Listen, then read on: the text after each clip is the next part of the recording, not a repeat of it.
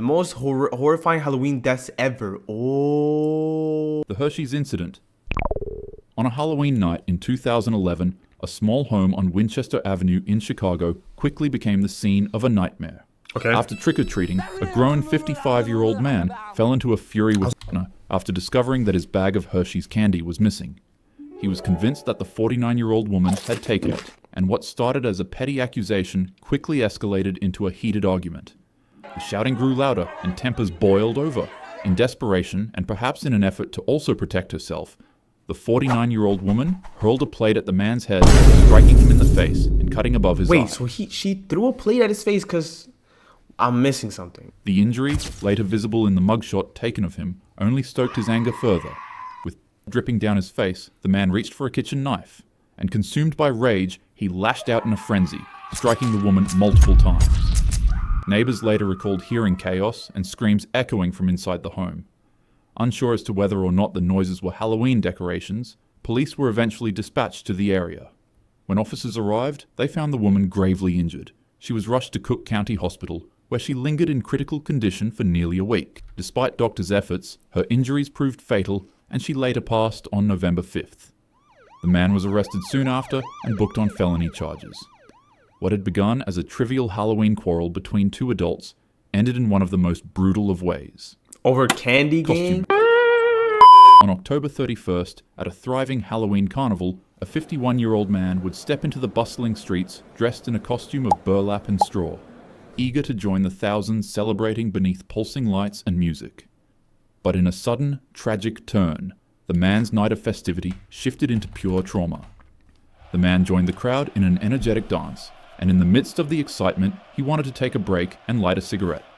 In his attempt, the flame from his lighter caught the edge of his costume's hood, and in an instant, his entire outfit ignited. Oh, due to its material, the costume... Okay, but like, bro, what the flip do you expect if you have a bag, a very easily flammable bag of your head? costume was extremely easy to burn, but difficult to put out and take off. The man would try ripping the costume off of his body, but its contents had already begun melting into his skin. As for the crowd around him, they at first thought it was a prank or some sort of fire stunt woven into the Halloween event. It should be noted that most of them were heavily intoxicated, so their rationality and judgment skills were extremely impaired at the time. Damn. As the blaze spread violently, it swallowed him whole like a torch. His figure staggered into the mass of dancers engulfed in fire with his arms flailing in a desperate panic. People continued cheering. Individuals were so impressed by the stunt that they had begun to record the screaming victim. Only when the man's screams got louder than the music at the carnival did a few sober witnesses realize what was going on. They rushed in to help and tried to rip That's so crazy. off the burning pants and jacket that were now clinging to his skin. People took water bottles from their backpacks and emptied it onto the blaze, while others in the crowd continued chanting, snapping pictures, and dancing to what they perceived as a stunt. When the flames finally calmed, he was barely recognizable. Damn. Despite being rushed to the hospital, the That's man crazy, ultimately bro. passed away from his wounds. What the hell? The Hello Kitty incident, viewer beware. Wait, what? A 23-year-old mother in Hong Kong would continue navigating her life in an environment tainted by hardship. She was an orphan as a child, and as she grew up, she became addicted to abusing substances and other things. She worked at a nightclub in one of Hong Kong's red light districts, Tsim Sha Tsui, where a 34-year-old mob boss frequently visited her for services. The gangster was known to be extremely dangerous as he had a horrible temper and would often do cruel and unusual things to people who wronged him. Okay. One day, after the two met with each other, the mobster would accidentally forget his wallet at the venue. Upon seeing that it contained 4,000 Hong Kong dollars, the woman would secretly steal it to help her own financial situation for herself and her son. The mob boss found out, and out of fear of what he'd do to her, she immediately returned the money back to him. However, he wasn't satisfied. He demanded that she pay an additional $10,000 back to him as an interest fee for her thievery. Obviously, she couldn't meet those requests. On a calm night, as the woman made her way into her apartment after her shift, she'd hear knocks at her door. It would be 3 members of the Triad gang and a young girl who claimed that they wanted to settle the dispute with a more reasonable fee. Also, side note, the young girl seen here is actually the mob boss's girlfriend. Huh? Oh. Remember how I said he's 34? Well, she's 20 years younger than that. Just, 14? Oh. Anyways, as soon as the woman opened up the door, they ripped her out of her apartment and drove her to a rundown flat on Granville Road in Kowloon. It was there that her final horrific month of torture began. Her captors beat her with pipes, suspended her in the air with wires, burned her with wax and plastic, and rubbed peppery spices into her wounds. Each day blurred into the next.